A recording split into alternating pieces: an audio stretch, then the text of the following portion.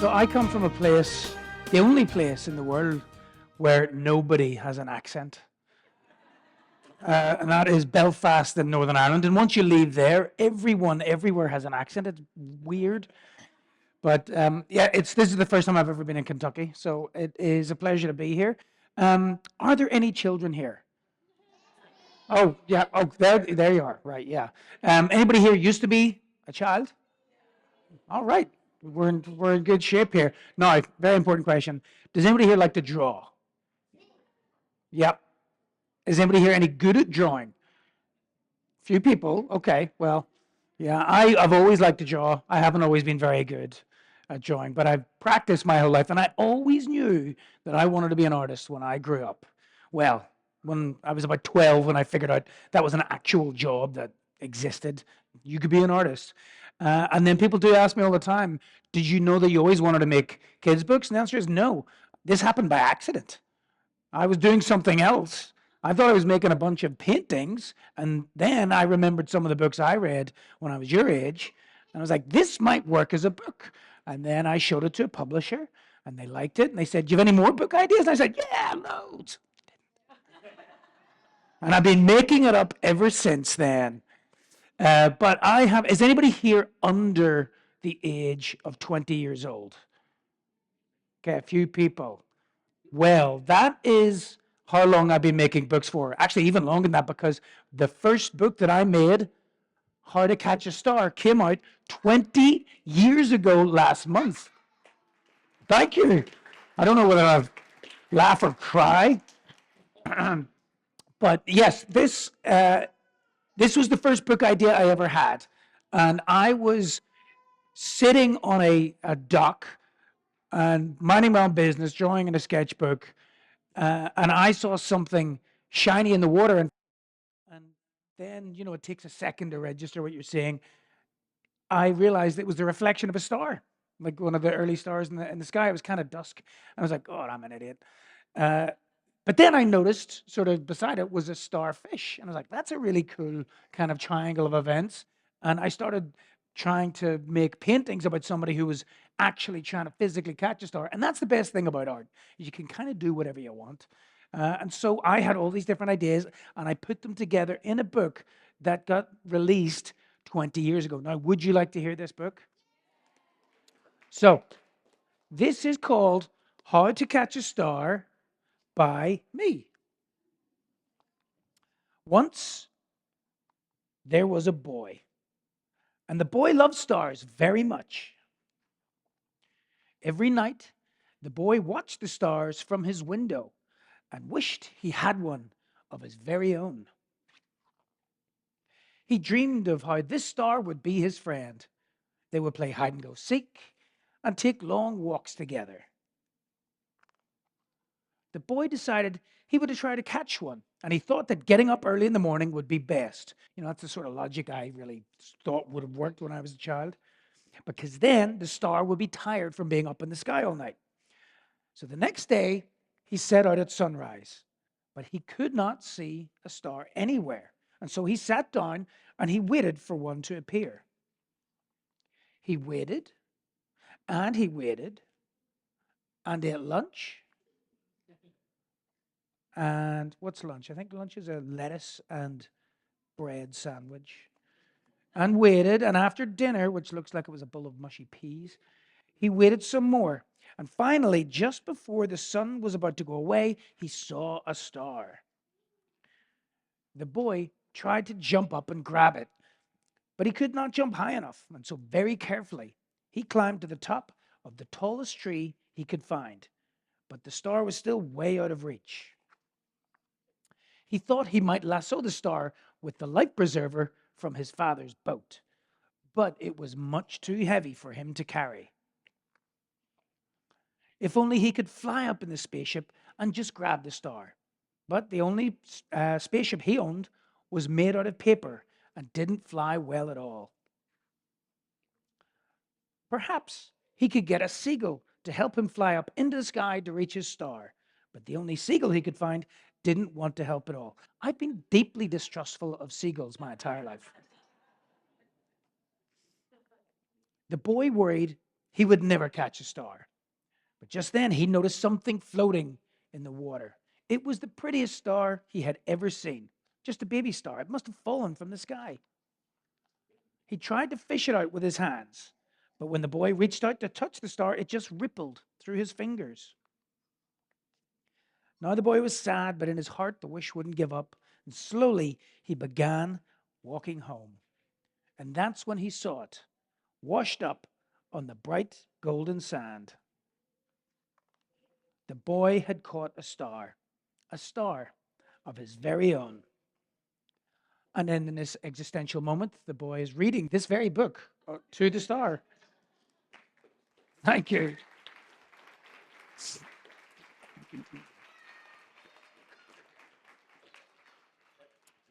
So had any of you guys read that book before? A few of you? Okay. So that was the first book I made. And then the publisher said, do you have other book ideas? And I lied and said yes. But I eventually did come up with another book idea. And like this, there was a little bit of truth in it. The next book I came up with was based on a true story. So, well, when people ask me where I get my ideas, I say they're all based on true stories. But they're not. I make them up. So I lie professionally to children. And I have been doing that for 20 years. But in some cases, there's a little thing that happens that just sparks an idea. And in the case of my second book, Lost and Found, there's a penguin in it. And you know what gave me the idea for the penguin was about 20 years ago, there were in Belfast, the only place where there's no accent, there was a school group went to Belfast Zoo, and it wasn't until they were getting back on the bus and on the bus back to school after the zoo had closed, one of the teachers realized that one of the kids had climbed into the penguin enclosure and got out again with a baby penguin under its coat. This really happened. Yeah, so don't be getting any ideas, children. If I hear of missing penguins tomorrow, I'm going to know where to look. Uh, and they had to keep the penguin in that kid's bathtub overnight until the man from the zoo could come. And I always wondered what they talked about. And so that was how the that book Lost and Found came about. And there was an animation about that book as well. And then the boy and the penguin appeared again in another book called The Way Back Home. And this time there's a Martian. And in I have realized all the books that I've made, the penguin is everybody's favorite character. And I now know why. Because he doesn't do anything. He doesn't say anything.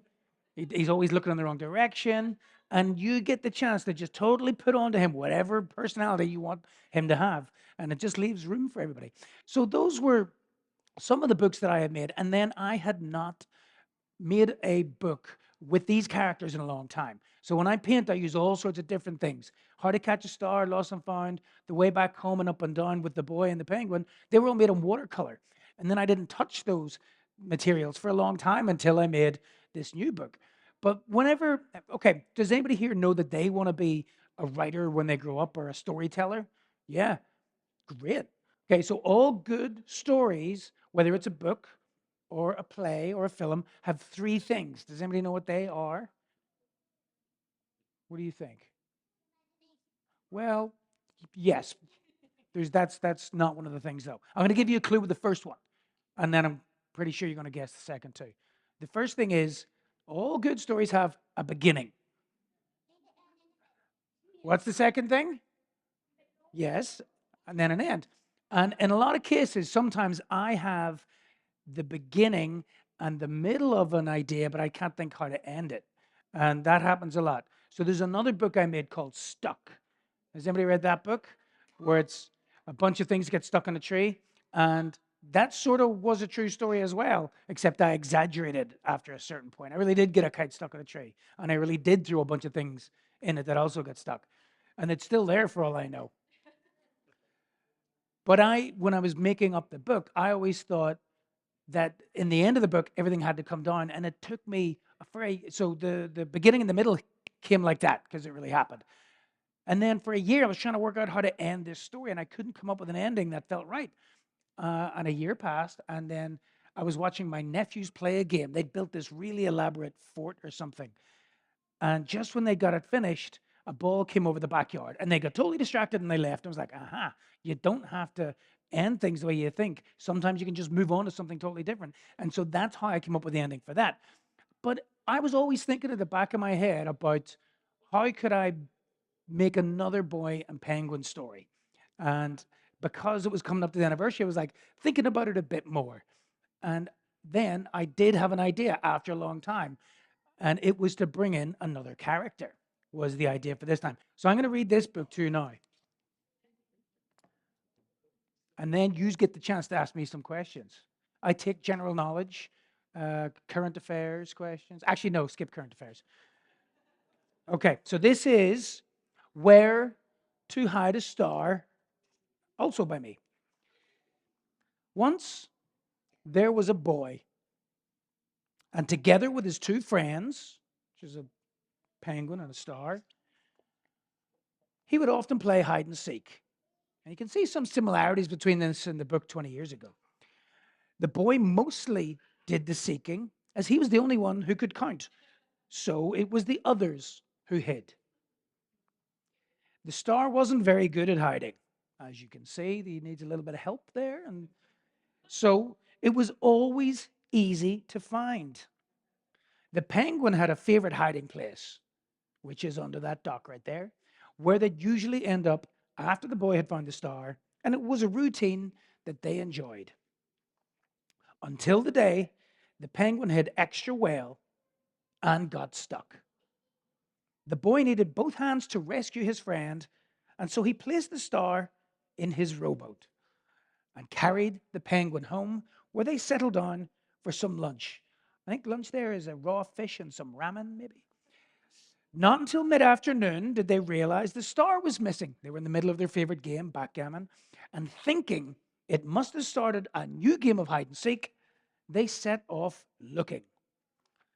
They looked in all the usual spots, but it wasn't behind the curtain. It wasn't under the sofa. It wasn't in the cupboard. Well, what is in the cupboard? Something else is in there. Or in the box. And it wasn't behind the chair. It wasn't in the shed or by the pier or anywhere.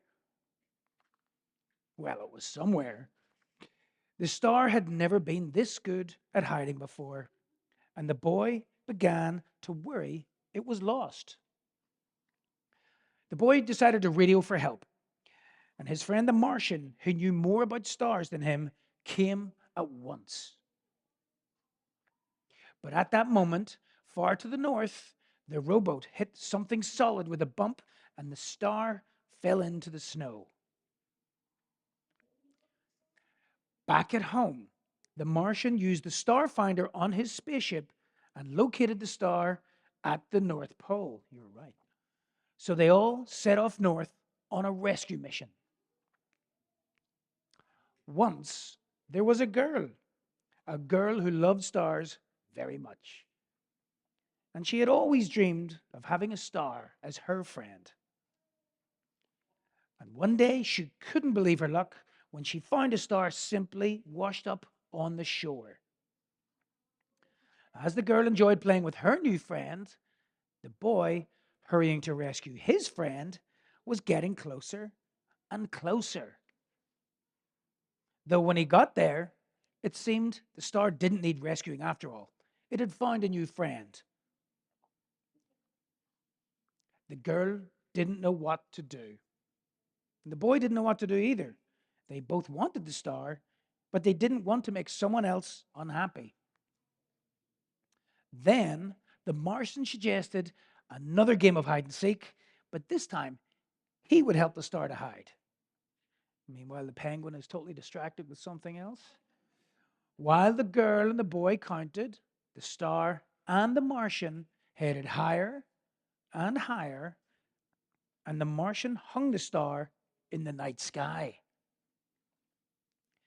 When they'd finished counting, the girl and the boy looked all around for the star. Before long, they agreed they should split into teams to widen their search. The girl continued to search the North Pole for the star, while the boy and the penguin rode home to look there. Although it took a while, once the sky grew dark, both the girl and the boy finally found their star. After all, the star had always been easy to find.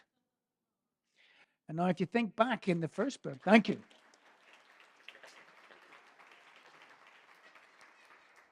So, in this book, the boy wants an actual star, but he ends up with a starfish. And in this book, it starts off with a starfish and ends up with an actual star. So, it all comes full circle.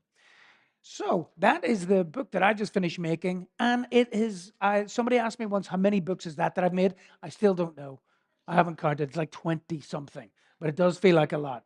But I enjoy every single one of them. Now I think we've got some time for some questions. We got like 10 minutes before signing starts. So if you've got a question, have you guys done this drill before? Do you know to line up and to ask your question into the microphone? Okay. So if you've got a question, jump up to the mic.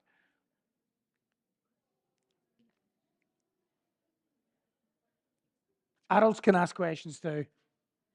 Okay, yes, what's your question? My question is I liked how you detailed the penguin and how you made the penguin. Well, thank you very much. That's all based on actual anatomical drawings of penguins. And I studied the biology very carefully and realized that penguins are kind of like blobs of jelly with useless wings. So thank you. I appreciate you noticing that. Yeah. All right. My question is, why did you start making books? Why did I start making books? Well, I figured it was a pretty good job to have.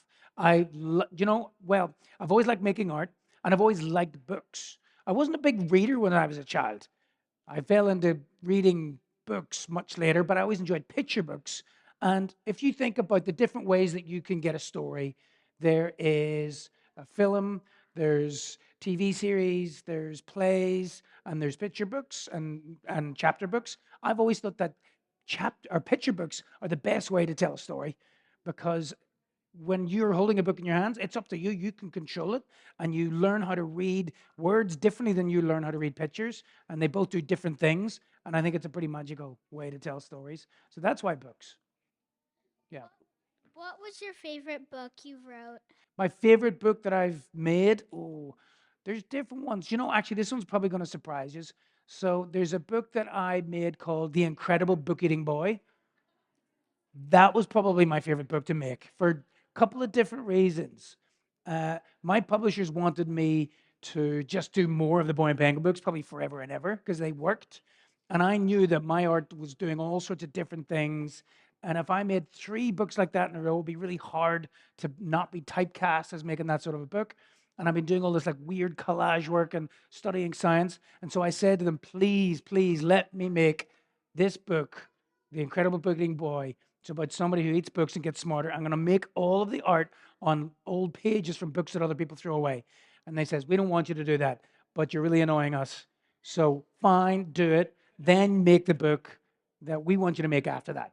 And I made it, and it was good enough, and people liked it enough that they never asked me ever again to make a particular type of book. So that was my favorite book.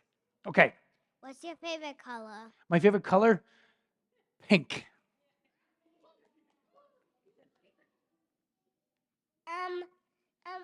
When the penguin made the penguin snowman, did it come to life?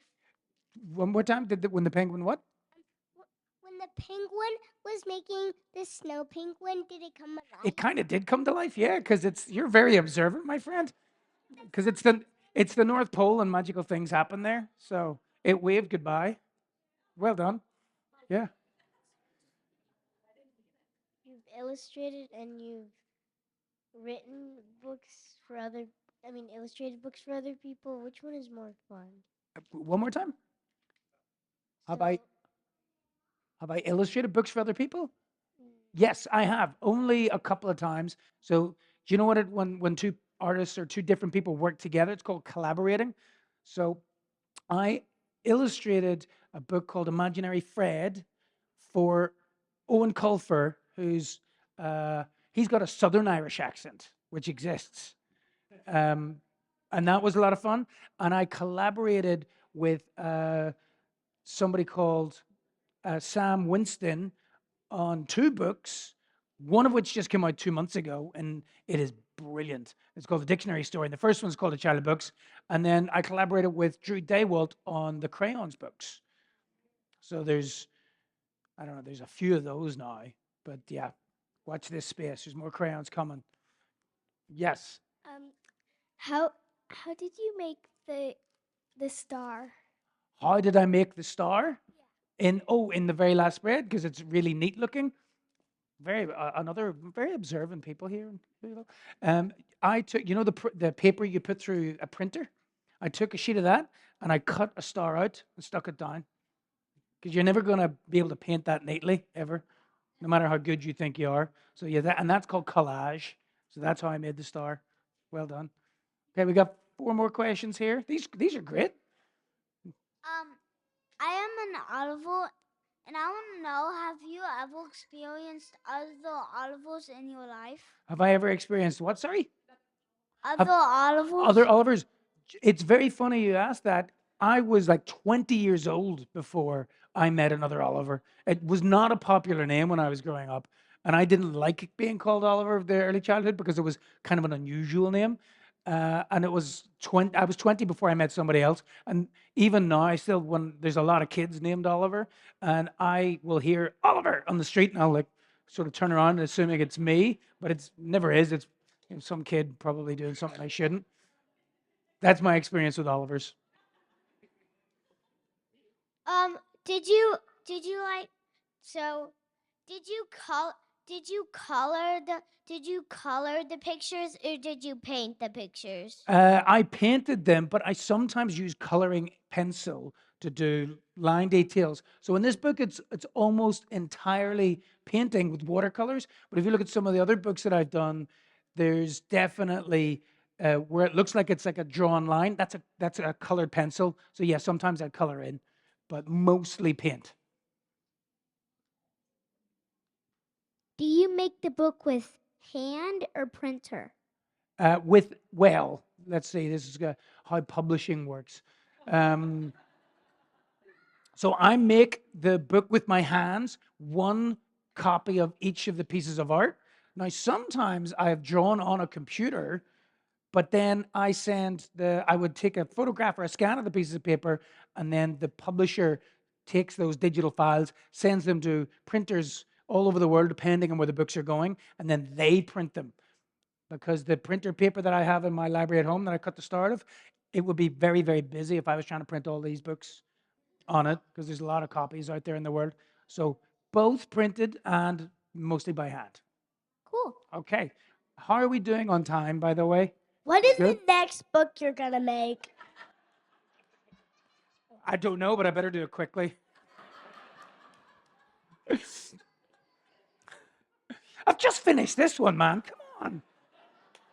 Can I take a break first? I like your sweater. Why, yeah. Yes.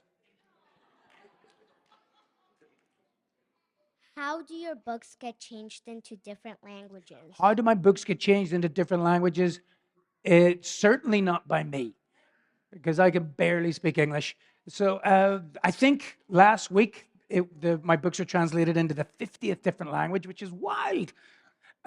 So what happens is the publishers go to book fairs, and then people in different countries come along and they decide, yes, we want to publish that book in, I don't know, Spanish or Italian or French or Japanese or whatever language. And then they employ a translator.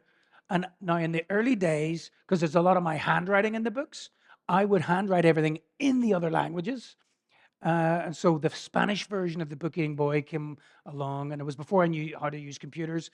And so they'd sent me, like, the title page for some stupid reason is all handwritten in that book.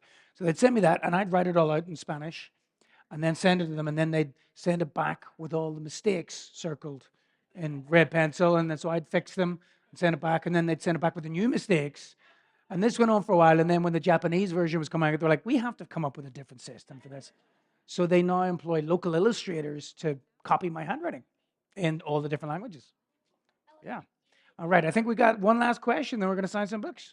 Ryder would like to know what the hardest book you ever wrote The was. hardest book. Ooh. The hardest book. the longest book that I ever worked on, and it was sort of technically difficult because it was with another artist, was the dictionary story. Took 8 years to make.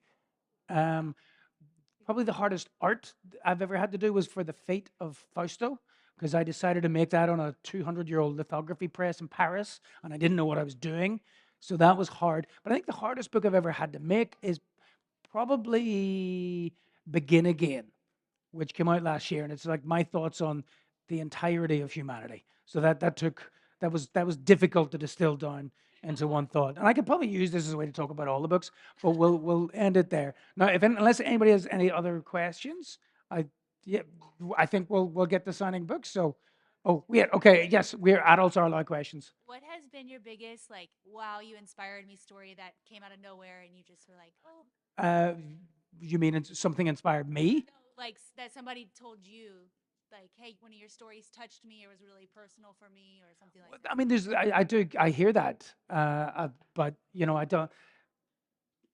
don't know. The words sound the same from person to person, so I don't know how that measures up to the actual feelings. But there are people who have, I guess, gone on to be bookmakers, and they've told me, or maybe they were just being nice. I don't know, but they were saying it was like because I read your books, and so there. It's, do you know? I prefer not to think about the impact that I have because it makes it easier to do what I do if it's just like me in my studio. So retract that question.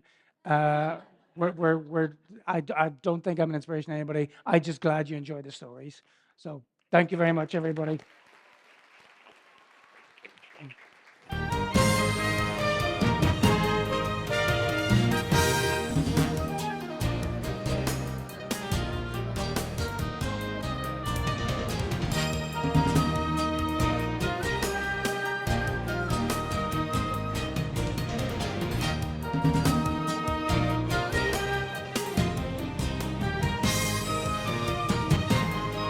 This has been a Metro TV production.